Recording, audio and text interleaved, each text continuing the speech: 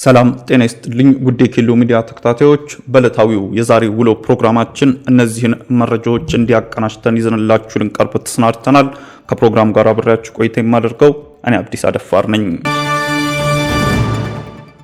የፖለቲከኛ ጃልበቴ ኡርጌሳ ግድያ ምርመራ ምን ላይ ደረሰ? መረጃ ማሰባሰብ ስራችን እንደቀጠለ ነው ሲል ኢሰመኮ ገልጾ የኦሮሞ ነጻነት ግንባር ኦነግ ከፍተኛ አመራር ፖለቲከኛ ጃልበቴ ኡርጌሳ በትውልድ ቦታቸው መቂ ከተማ በግፍ መገደላቸው የሚታወቅ ሲሆን ባለቤቱም ሰሞኑን ልጆቻቸውን ይዘው ወደ አሜሪካ መሄዳቸው ተነግሯል። የኢትዮጵያ ሰብአዊ መብቶች ኮሚሽን ኢሰመኮ በወቅቱ ስለ ግድያው ምርመራ ጀምሮ የነበረ ሲሆን በኦሮሚያ ክልል በኩል በደረሰ ጫና ምርመራውን ማቆሙን ለክልሉ ደብዳቤ ማሳወቁን ገልጾ በኋላ ደግሞ እንደገና ምርመራው እንደጀመረ ለቲክቫ ኢትዮጵያ መግለጹ ይታወሳል። ምርመራው ቆሞ የነበረው መንግስት የጸጥታ ኃይሎችን ተሳትፎ መኖሩን የሚያመላክት ምስክሮችን ማሰባሰብ ከጀመረ ከ3 ቀናት በኋላ የምርመራው ቡድን ምርመራውን እንዲያቋርጥ መገደዱን መሆኑን በወቅቱ ኢሰመኮ በደብዳቤ መጥቀሱ ተነግሮ ነበር። የፖለቲከኛውን ግድያ ከተፈጸመ ከ6 ወራት በላይ ያስቆጠረ ሲሆን የግድያው ምክንያት እውቅና ግን የተነገረ ውጤት የለም። ስለ ምርመራው አሁንስ ምን አዲስ ነገር አለ? እንደው የፖለቲከኛ ጃልበቴ ኡርጌሳን ግድያ በተመለከተ የተጀመረው ምርመራ ከምን ደረሰ? ያለው ሂደትስ ምንድነው? ሲል ቲክቫ ኢትዮጵያ ለኢትዮጵያ ሰብአዊ መብቶች ኮሚሽን ጠይቋል። ኮሚሽኑ ምርመራው እንደቀጠለ ገልጸው ስራችንን ስናጠናቀቅ ውጤቱን ይፋ የምናደርግ ይሆናል። አሁን ግን መረጃውን ማሰባሰብ ስራችን እንደቀጠለ ነው ብለዋል። ሂደቱን በተመለከተ ከክልሉ የሚመለከታቸው ባለስልጣናት ጋርም እየተነጋገር ነው ሲል ገልጿል። ስለ ግድያው የሚደረገው ምርመራ በተመለከተ ኮሚሽኑ ከዚህ ቀደም የኦሮሚያ ክልል አካላት ጋር መንገጫገጭ ገጥሞት እንደነበረ ይታወሳል። ለመሆኑ አሁን በምን ደረጃ ላይ ነው? ችግሩስ ተፈታ ወይስ አልተፈታም? ሲል ቲክቫ ኢትዮጵያ ለኮሚሽኑ ጥያቄ አቅርቦ ነበር። ኮሚሽኑም ከክልሉ ጋር ያለውን ግንኙነት በተመለከተ አሁን መረጃ መስጠት አልችልም ከማለት ውጪ ስለ ግንኙነታቸው አሁናዊ ሁኔታ ማብራሪያ መስጠት ተቆጥቧል። አክሎ ደግሞ ግን ስራ እየሰራን ነው፣ አልተውነውም ጉዳዩን ሲል ለቲክቫ ኢትዮጵያ ገልጿል። የኦሮሚያ ክልል መንግስት በጃልበቴ ኡርጌሳ መቂ ላይ በግፍ በተገደሉበት ወቅት በሚዲያ ቀርቦ ግድያውን ባልታወቁ ሰዎች መፈጸሙን ገልጾ መርምሬ ለህዝብ ውጤት ይፋ አደርጋለሁ ማለቱ ይታወሳል። ይህን ካለ ወራት ቢያልፉም እስካሁን ለህዝብ የተሰጠ ግልጽና ተጨባጭ መረጃም ሆነ ማብራሪያ የለም። ሁኔታውን እስከ መጨረሻ በመከታተል የምናደርሳችሁ ይሆናል ሲልም ቲክቫ ኢትዮጵያ ገልጿል። መስከረም አበራ ጥፋተኛ በተባለችባቸው የኮምፒውተር ወንጀሎች እስር ተፈረደባት። ኢትዮ ንቃት የተሰኘው ማህበራዊ ሚዲያ መስራችና ባለቤት መስከረም አበራ ከ3 ሳምንት በፊት ጥፋተኛ በተባለችባቸው የኮምፒውተር ወንጀል ክስ የ1 ዓመት ከ4 ወር እስራት ተፈርዶባታል። የቅጣት ውሳኔው በፍርድ ቤት ሲገለጽ መስከረም አበራ ችሎት ላይ አለመገኘቷን ጠበቃዋ ተናግረዋል። መስከረም አበራ ላይ የቅጣት ውሳኔውን ያስተላለፈው የፌዴራል ከፍተኛ ፍርድ ቤት አንደኛ ልዩ ከባድ ወንጀል ችሎት ነው።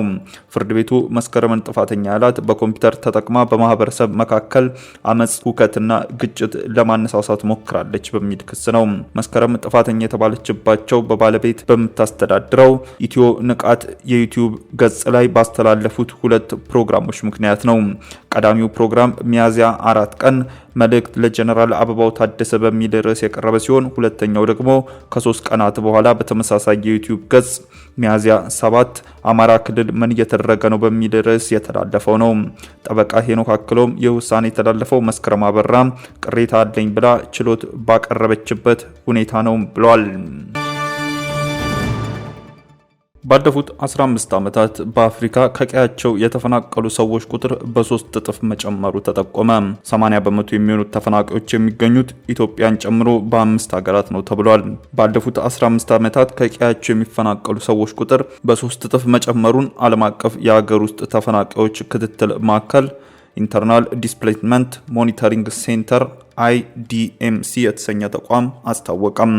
በአፍሪካ እስከ ባለፈው የፈረንጆቹ ዓመት 2023 ከቀያቸው የተፈናቀሉ አፍሪካውያን ቁጥር 35 ሚሊዮን መድረሱን የጠቆመው ይህ ተቋም ይህ ማለትም በዓለም ላይ ከሚገኙ የሀገር ውስጥ ተፈናቃዮች ውስጥ ግማሽ በመቶ የሚሆነው አፍሪካውያን ናቸው ሲል የተቋሙ ዋና ኃላፊ ተናግሯል።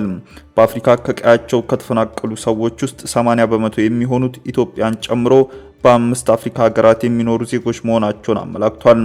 እነዚህም ሶማሊያ፣ ሱዳን፣ ዲሞክራቲክ ሪፐብሊክ ኦፍ ኮንጎ እና ናይጄሪያም ተጠቅሰዋል። ይህ ቁጥር ሀገራቸውን ጥለው ድንበር አቋርጦ የሚሰደዱ አፍሪካውያን አይጨምርም ያለው ተቋሙ ከሀገር ውስጥ ተፈናቃዮች ይልቅ ዓለም ትኩረት እየሰጠ ያለው ለስደተኞች ነው ሲል ገልጿል።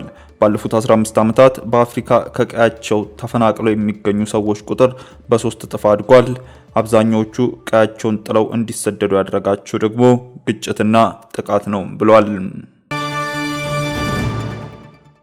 ምክር ቤቱ 582 ቢሊዮን ብር ተጨማሪ የፌዴራል መንግስት በጀት አጸደቀ።